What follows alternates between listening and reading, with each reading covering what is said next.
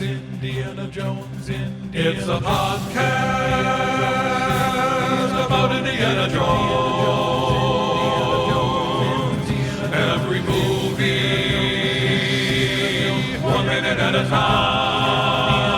The Indiana Jones Minute.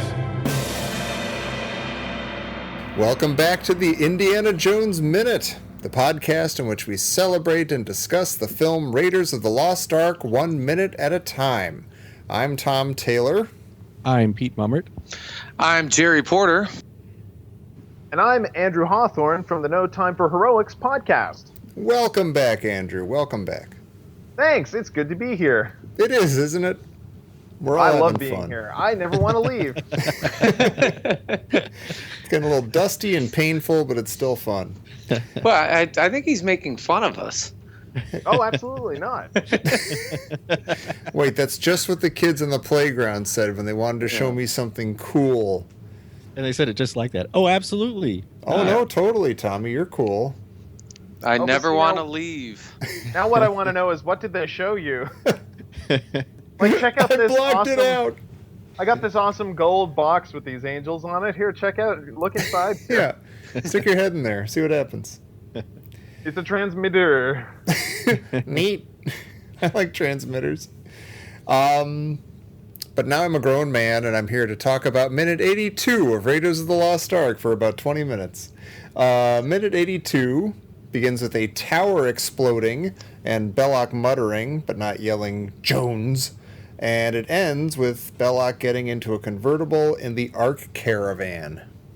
And I like that right after the tower explodes, this begins with Gobler doing his ventriloquism act. Gobler says he wants protection, and Gobler says, "Jawohl, Herr Oberst," but his lips do not move. He's That's just funny. that proper a Nazi. He's, perfect goose stepping, and his lips don't move when he's saying. It's funny that he's overdubbed saying like the most generic Nazi thing you can say, or at least military German. Well, maybe there was somebody just standing exactly behind Gobler. that Dietrich was addressing. And Gobler was about to tell him to shut up, but then a tower exploded for some reason. Yeah. Which wait, I have a question right there. Why does the Watchtower explode? Did Indy detonate it to create a distraction? No, I always assume that's just like collateral rumpus damage. Like there's everything's going higgledy-piggledy over there and exploding, and that's just the next thing. Like the fire spread and that gasoline spread. That's Well, I've got a pretty beautiful good answer for explosion. this one, actually. Oh. They establish a lot of the stuff that goes on is established in previous shots in a way that I wouldn't notice if I wasn't watching this a minute at a time.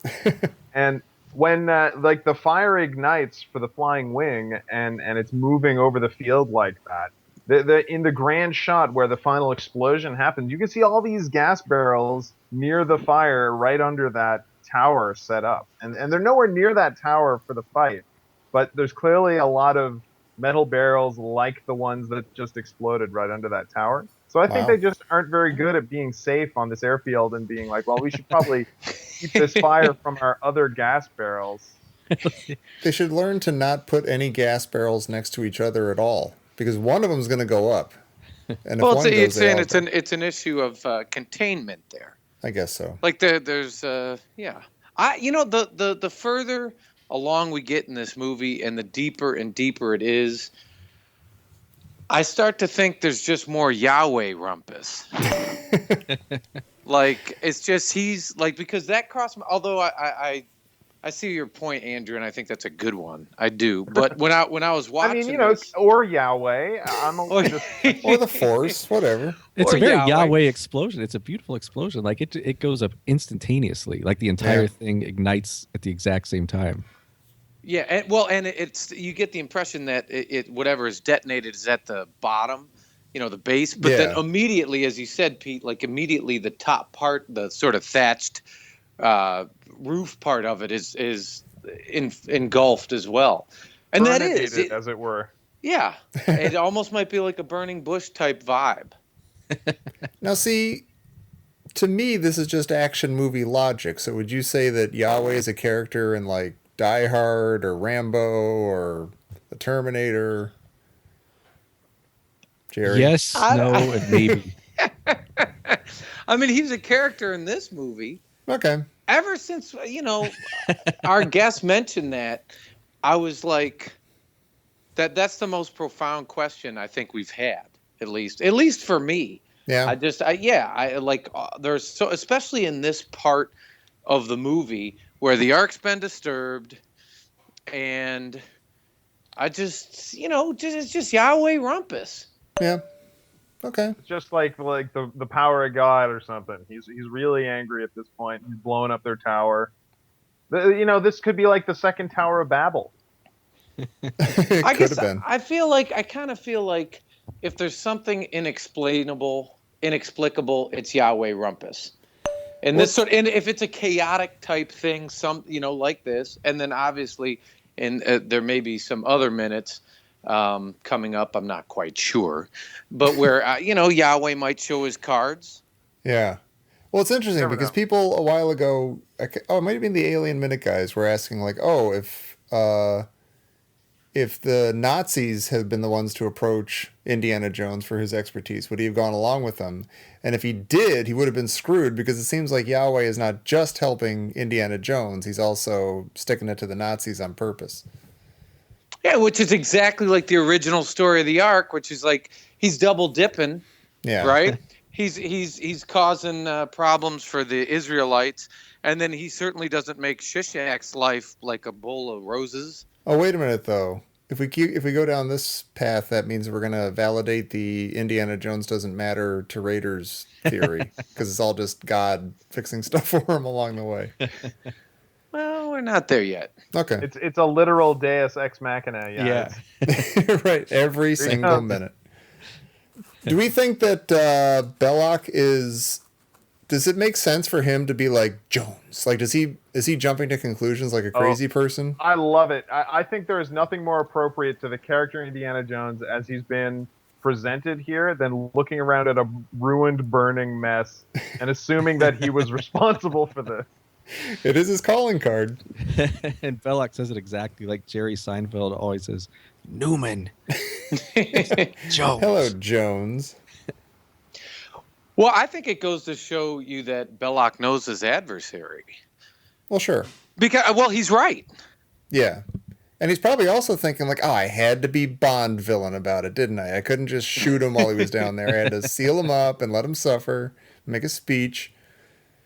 I bet he would do it the same way. I mean, what he should be saying is, Belloc.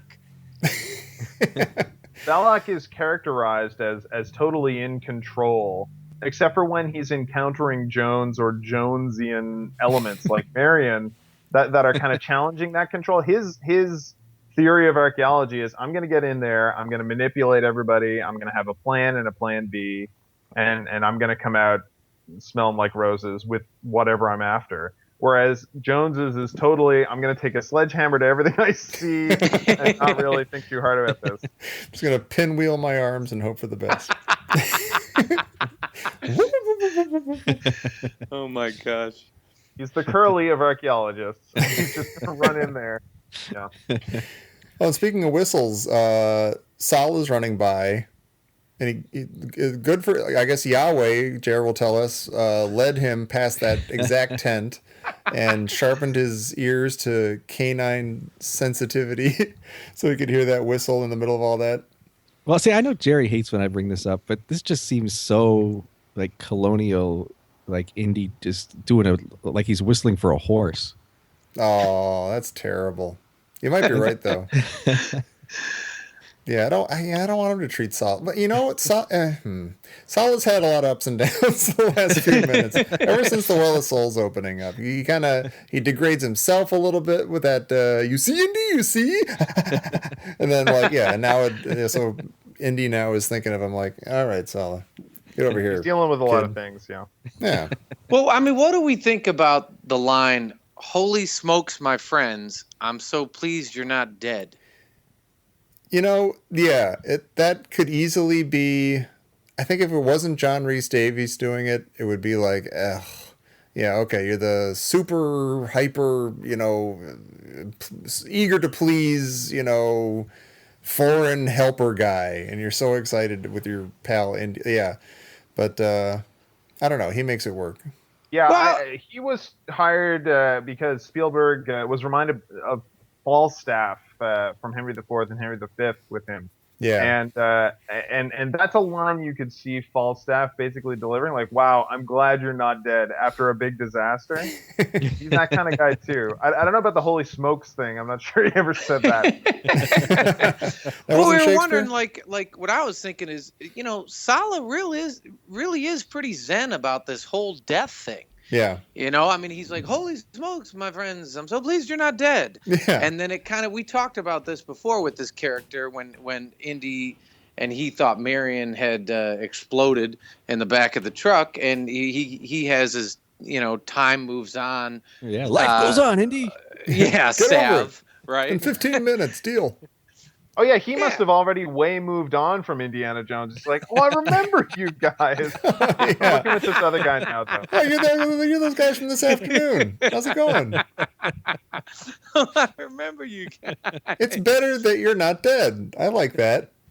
The Good. Nazis would have been like, listen, you were with this Jones guy. We're going to execute you or whatever. And he's like, hey, man, that was yesterday. I have moved on.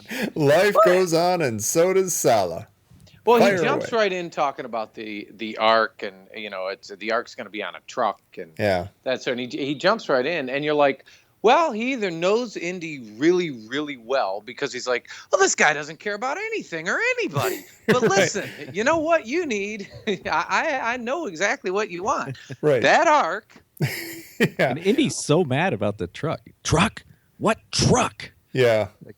And Really emphasizes Jerry, years and years and years ago when we were kids, ruined this for me forever by making the joke. He goes, truck? What truck? And they cut to the truck, and he goes, that truck. And so I always hear him saying that when they cut to the truck after that. Thanks, Jerry. Can I say, I absolutely love the shot in the tent here with the heroes and the entire foreground in this black silhouette. And it's incredible because it's framed just perfectly in that we're outside the tent completely where Sala runs by, and the camera basically moves in on I guess a dolly track into the tent, and it ends up framing perfectly what's going on in the exterior shot with Indy's hat center screen just in silhouette. It's really cool, and it was a technique that was used a lot by like Marion Cooper in King Kong and that stuff, to have dark foliage or rock or something framing a lighter shot in the background to give depth to the screen. And it's also really pulpy. It feels like a shot that'd be in a Republic serial. Oh yeah, totally. Yeah. It's interesting because Marion seems very unresponsive here. Yeah. She's just silent. She's Still sort of hanging out. traumatized from the forest fall cave. She's inhaled a lot of smoke. Give her a break.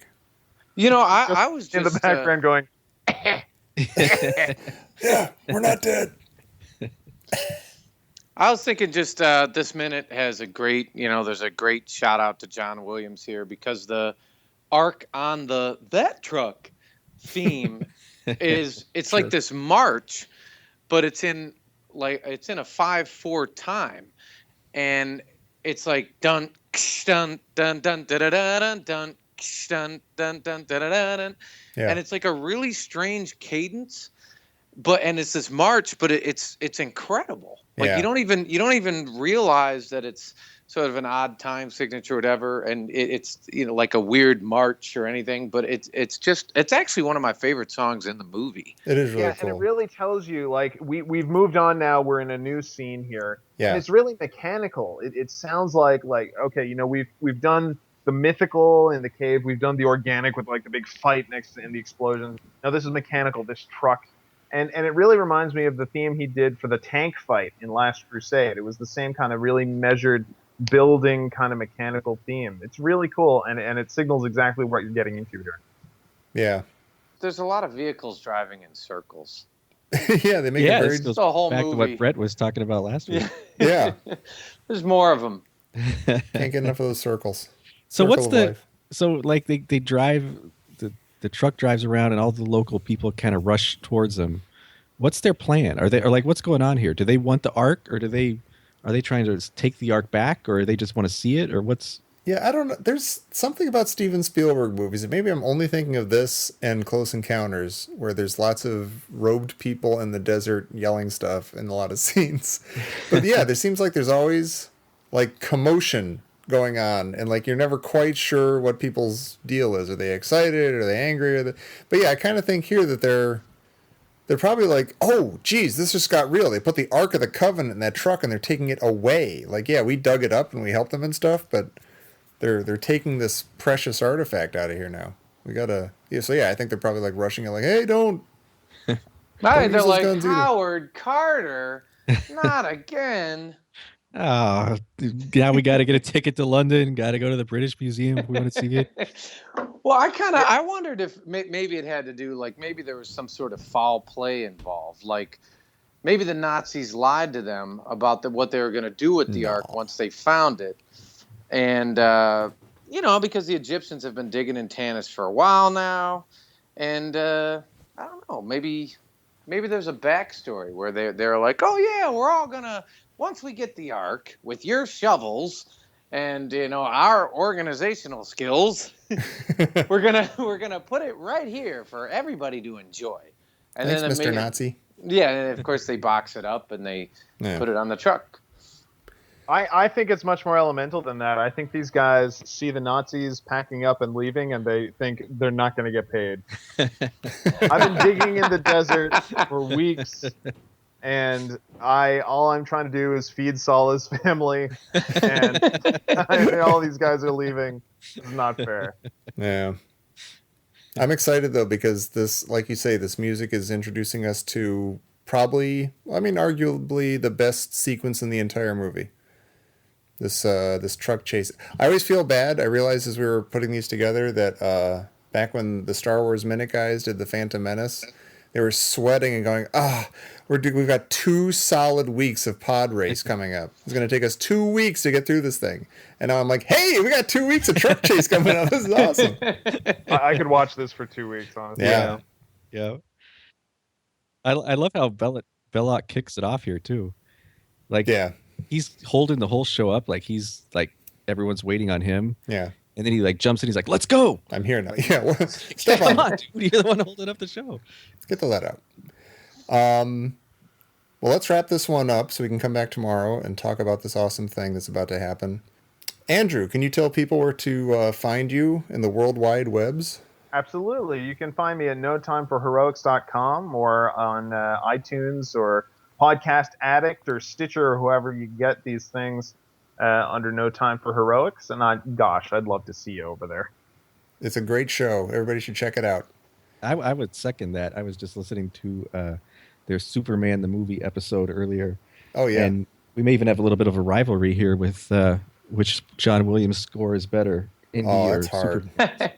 Listen to No Time for Heroics and let us know what you think. Yeah. Thanks very much. That was a treat because we've listened to a lot of bad movies lately, so we decided to do one we thought we'd enjoy. But we did have that debate. Like, I've been told the Superman the movie score is the best John Williams score, and I don't know about that. Maybe the theme is the best theme.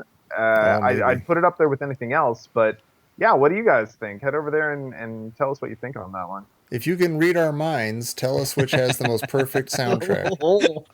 But Superman doesn't go gun dun dun dun dun dun. That's true. That's why it's hard. I'm staying out of it. It'd be great if they reenacted this truck chase with Superman and everybody's like, why are you jumping on this? What are you doing? This isn't, can't you fly? And he's like punching the driver. The driver's like, right. It's not the Superman way. No. Well, Pete, where can people find us and our show?